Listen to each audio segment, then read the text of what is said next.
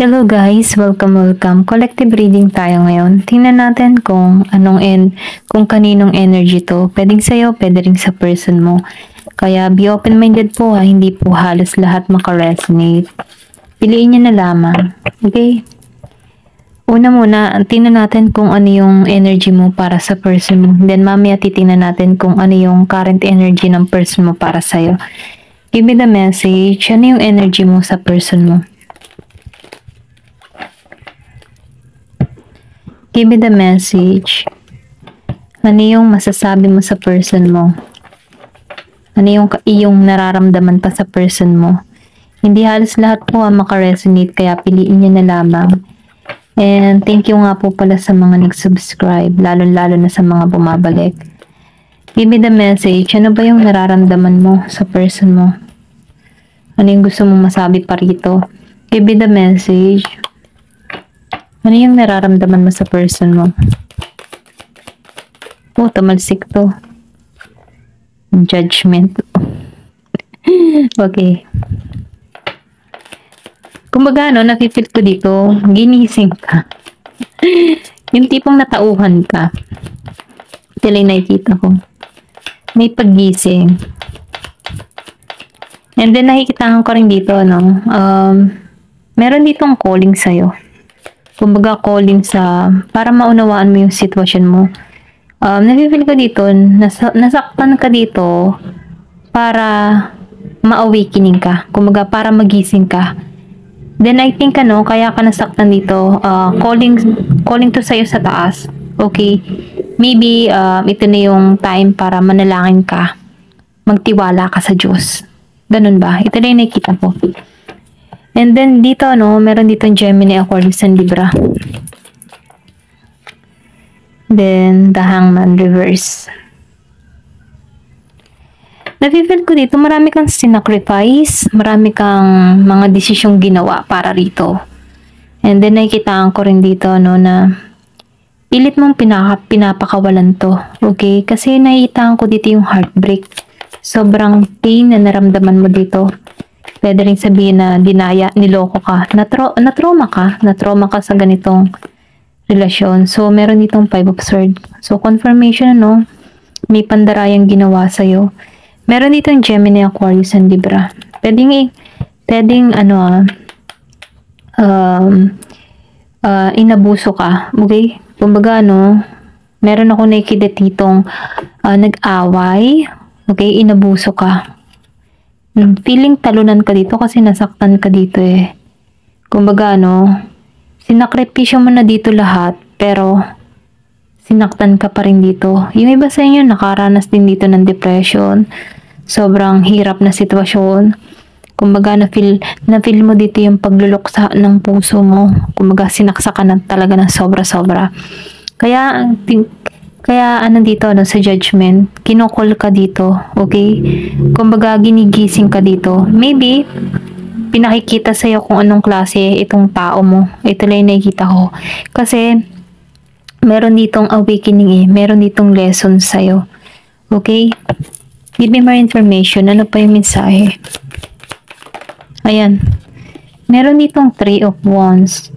So, nafe-feel ko dito, meron kang ngayong bagong pinag-iisipan, yung iba sa inyo, Aries, Leo, Sagittarius. Kasi nasaktan ka nga dito inabuso ka dito, yung kabaitan mo, may away, kaguluhan, umiyak ka dito.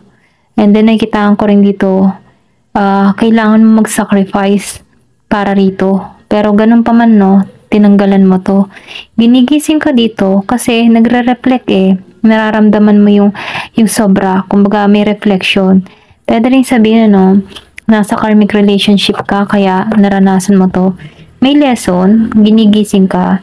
And then nakikitaan ko rin dito pag nalampasan mo tong paghihirap na to, merong naghihintay sa'yo dito sa 3 of Wands. Kumbaga, panibagong paglalakbay, adventure, or pwede rin sabihin mangarap kang muli dito, may pag-asa na naghihintay sa'yo. Maraming oportunidad kasi dito sa 3 of Wands. Na kung saan sa dulo, success ka. Once na nalampasan mo to, okay, igigisingin ka dito kasi meron ditong judgment. Magtatagumpay ka dito. So, ito lang yung nakikita ko, Kung nakakaranas ka ngayon dito ng kabiguan, kapighatian, dahil niloko ka dito, ginigising ka dito para lumapit ka kay God, manalangin ka kay God, okay? And then, nakikitaan ko rin dito, no, na ibabangon kang muli dito sa Three of Wands. Kumbaga, magkakaroon ka na dito ng panibagong pangarap. Kumbaga, dun ka na ulit nakatuon, okay, sa kinabukasan mo, ganon. Ito lang yung nakikita ko. Then the world. So, meron dito maglalakbay. Pwede rin sabihin na mag-travel. Or pwede rin na, no, naghihintay ka dito for travel kung may apply ka. Ito lang yung nakikita ko. Kasi gusto mong ma-achieve yung lahat ng pangarap mo eh. And then nakikitaan ko rin dito, no, nakatuon ka ngayon sa iyong mga pangarap, yung mga posibilidad na maaaring mangyari pa sa'yo, okay? And then nakikitaan ko dito, no, dun ka nakatuon eh, sa tagumpay. Kasi ayaw mo na tong maranasan eh, yung kabiguan, nahirapan ka na. Kaya mas nagkaroon ka dito ng panibagong foresight para sa iyong sarili, para magtagumpay dito sa Three of Wands. And the world, meron dito makakaalis. Or pwede rin sabihin nasa ibang bansa ka nang maganap ito, okay? Ito rin nakikita ko. Kumbaga, lumayo ka dito para makalimot. Yung iba sa inyo, lumayo dito para makalimot. Or pwede rin sabihin nasa ibang bansa ka dito. Natuklasan mo yung panluloko na ginagawa sa'yo dito. Kaya ngayon, mas tinutuon mo yung sarili mo. Ayan. Give me more information. Ano pa yung mensahe sa'yo? So, meron ka dito na Knight of Wands. So, nakikita ko rin dito, no? Abusado. Meron kang person na abusado. Kumbaga, itong tao na ito, nagpapakita na, okay, ganyan, mabait, ganyan. Pero, inabuso ka nito. Ito lang yung nakikita ko. May pagka-violente din to. Or pwede rin sabihin na arrogante. May pagka-controlling. Gusto niya siya lang lagi ang masusunod, okay? Give me more information. Ano pa yung mensahe? The Hermit. So, nakikitaan ko dito, no, na ikaw ay humanap dito ng katotohanan. Maybe, nagnilay-nilay ka dito. Sinusunod mo na dito yung inner guidance mo, okay? Kumbaga, no, kung nahihirapan ka pa sa sitwasyon, minumungkahi sa'yo, no, manalangin, magnilay-nilay, okay? Tanungin mo yung sarili mo, okay? Ito lang nakikita ko dito. Kumbaga, no, sundin mo yung iyong inner guidance. Give me more information. Then dito, no, sa Eight of Pentacles. So, nakikita ko rin dito, no, yung iba sa inyo, merong new job, okay? Kumbaga, no, mas pinagtutuunan mo yung ambition mo, yung mga pangarap mo.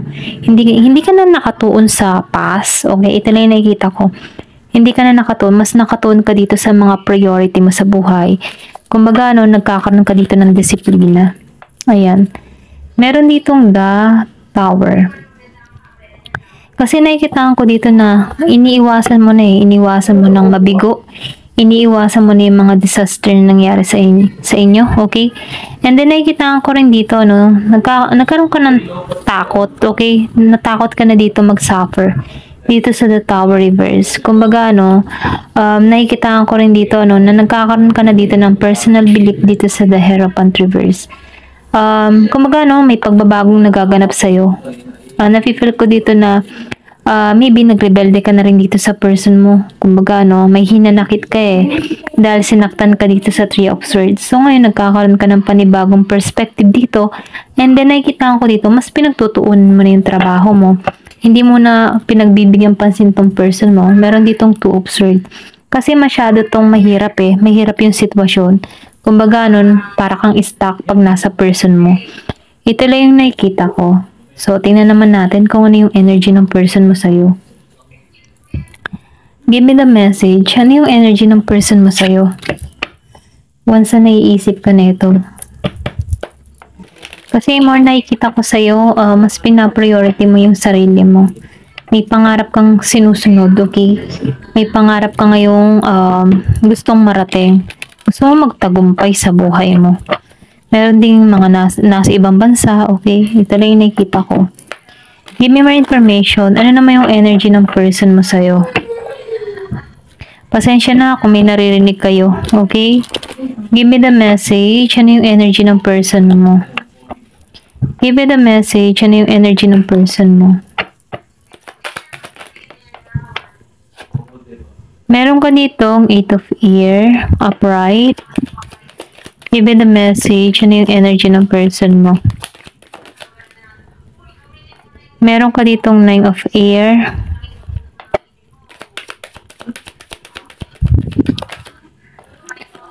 Three of air.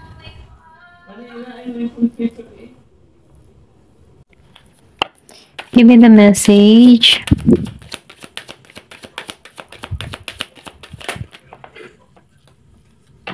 Give me the message. Meron ka dito na Ace of Water. Reverse. Ayusin ko lang ha. Give me the message. Ano yung energy ng person mo?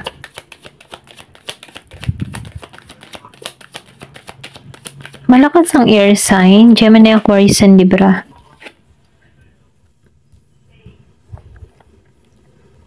And Scorpio, Cancer, and Pisces dito sa water. Okay. Nakikita ko dito sa 8 of air. Itong person mo, hindi pa rin to sumusuko, okay? Kumbaga, inalisan mo na to, pero itong tao mo, hindi pa rin to sumusuko, umaasa pa rin to dito sa 8 of air. Kung makikita mo, andun pa rin yung kapit niya dito sa bulaklak. Ikaw tong bulaklak eh. Alam niya na iniwan ka ng tao na to, dito sa 3 of air. Maybe nabando na ka neto. Kahit nasa iyo na yung susi, inalisan ka pa rin ito. Winasak pa rin niya yung pintuan. Dito. So, nakikita ko dito, or pwede rin sabihin, inalisan mo na to. Okay? Tapos ka na dito. Kaya itong tao neto, sa 9 of air, hindi to makatulog. Nababagabag to, nasasaktan to. Okay? Maybe natauhan ka kasi dito. Dito sa, nasa na yun? Dito sa Hermit. Okay? Kasi sinaktan ka dito, niloko ka. So, nafe-feel ko dito, na nasaktan din tong tao mo. Okay? Ayan. Kasi natauhan ka eh. Kumbaga, may panghihinayang to. Nafe-feel ko yung panghihinayang dito. Nafe-feel ko yung na-stuck tong tao na to. Ito lang yung nakikita ko. May pagka-stuck. Meron ditong Gemini. Ayan. Nahihirapan siya. Hindi to nakakatulog. Nahihirapan to makatulog. May pagkabalisa. Umiiyak. May pag-iyak. Maybe dito niya na-realize eh. Kasi umalis ka na dito eh. Kasi nakikita ko dito sa 5 of Swords. Niloko ka dito. So, ikaw dito, inalisan mo na to. Ito lang nakikita ko. Kaya itong person mo naiyak dito. Kumbaga, maybe hindi mo na to binigyan ng second chance dito sa 3 of air. Kahit pwede pang ayusin kasi may susi dito eh. Ito lang yung nakikita ko. Inalisan mo na to. Okay? So, itong person mo dito sa Ace of Water, nakikita ko dito na wala kang offer na ibinibigay dito. Ito lang yung nakikita ko. I think mayroon ditong natukso. Meron ditong naloko, tinukso. Okay? Kasi meron ako nakita ditong apple. May temptation. May nangyari dito panunukso or pwede rin sabihin natuklasan mo to, na-reveal sa'yo dito. And then dito sa 5 of air reverse. Pilit naman itong taong itong inaayos tong connection nyo or pwede rin sabihin ito yung gusto nyo mangyari. Magipang okay ang lahat dito sa 5 of air. Kasi kung makikita mo dito may pagluha then lumabas siya na naka-reverse. So, nakikita ko dito na gusto nitong tapusin yung problema, yung hidwaan nyo. Gusto nitong maayos yung conflict. Gusto nitong makipagkasundo sa'yo dito sa 5 of air. Pero ganun pa man nasa iyo yung decision dito. Kasi ikaw dito, mas nakatuon ka dito sa iba ng direction eh. Kumbaga, nakikita ko dito na nahanap mo yung katotohanan at sinusunod mo na dito yung inner guidance mo, yung iyong inner voice, okay? Ito lang yung nakikita ko. Give me more information. Ano pa yung mensahe? Okay. Meron ditong 5 of Earth. So, nakikita ko dito sa 5 of Earth. Nahihirapan to. Meron ditong may sakit. Dito. And then, nakikita ko dito may nai-stress, nai-depress. Ito lang yung nakikita ko. Sobrang hirap na sitwasyon. Pwede rin sabihin na problemado tong tao mo sa pera. Meron siyang kinakaharap ngayong pagsubok dito sa 5 of Earth. Pero ganun po man ano, kahit meron pong kinakaharap na problema, nafe-feel ko dito na mabait pa rin yung person mo. Pwedeng meron kang person dito na relihiyoso, pero kahit naging siyang relihiyoso, okay, nakagawa to ng hindi maganda sa'yo kasi may tukso, okay? Kumbaga, no, kahit relihiyoso siya, natukso siya dito, relihiyosa, okay? May pagkatukso. Kumbaga, no, yung kanyang, yung tukso, hindi niya na kayang pigilan, okay? Or pwede sabihin, hindi niya naiwasan. Ayan. Give me more information. Ano pa yung mensahe? So, meron dito na page of ear. So, itong tao na ito, no, gusto nito mag-message sa'yo or pwede rin sabihin mag-mensahe ito sa'yo. Meron ditong letter na parating sa'yo. Okay, may magme-message sa'yo dito. Ito lang yung nakikita ko. Give me more information. Pero ganun pa man ano, kahit gusto nito mag-message sa'yo, defensive pa rin tong tao mo. Ace of Earth reverse. So, itong tao mo, no, wala pang mai-offer sa'yo dito sa Ace of Earth. Pwede rin sabihin kasi nagkakasakit to eh. Kulang sa budget or naghihirap siya sa sitwasyon lalo-lalo na sa pera. Kaya, wala pa rin tong mai-offer sa'yo. Okay, stuck pa rin sa sitwasyon. Ito lang yung nakikita ko. Give me more information pa yung mensahe. Meron ako nakikita ditong Virgo, Capricorn, Taurus, Gemini, Aquarius, and Libra, Aries, Leo, Sagittarius, Page of Earth. Pero ganun pa man ano, gusto nitong maayos. Ito lang nakikita ko sa Page of Earth. Gusto nitong maayos, gusto nitong maging malinaw, or gusto nitong linisin lahat ng mga ginawa niya sa'yo. Gusto ng tao nito na maayos lahat, okay? Kasi nakikita ko dito na marami na itong natutuklasan or sabihin natin na marami na siyang natutunan sa pagkakamali niya dito sa Page of Air. Kaya gusto nitong maging klaro. Gusto niya linisin yung pangalan niya sa'yo. Hindi po bang ganun? Gusto niya magkasundo kayo, okay? Gusto nitong magkaroon kayo ng malinaw na usapan. Meron ka dito na Queen of Earth. Kasi itong tao na ito, nafe-feel ko dito, no? Gusto nitong magsimula muli kayo dito sa Queen of Earth. Gusto nitong kumbaga, no, maging masaya kayo, maging masagana kayo. Ito yung gusto niya mangyari. May pagbabago. Malakas yung Capricorn. Grounded tong person mo. Ito lang yung nakikita ko. Kumbaga, no, natuto na siya dito sa pagkakamali. Yan, pasensya na utal ako. Natuto na siya dito sa pagkakamali niya dito sa Queen of Earth. Pwede rin sabihin na nakikita ka ng tao na to, na masagana, maayos ang buhay. Ito lang yung nakikita ko. May pag-observe pa rin sa'yo, okay? Kumbaga, no, inaalam pa rin nito kung ano nangyayari sa'yo. Pwedeng tinutuklas pa rin ito. O pwede rin sabihin na, no, ganito kanya tingnan, Queen of Earth, masagana, maayos ang buhay. Kumbaga, no, marami kang kayang i-offer para sa kanya. Ito lang yung nakikita ko. Ayan, hanggang dito na lamang po. Thank you for watching and love and peace.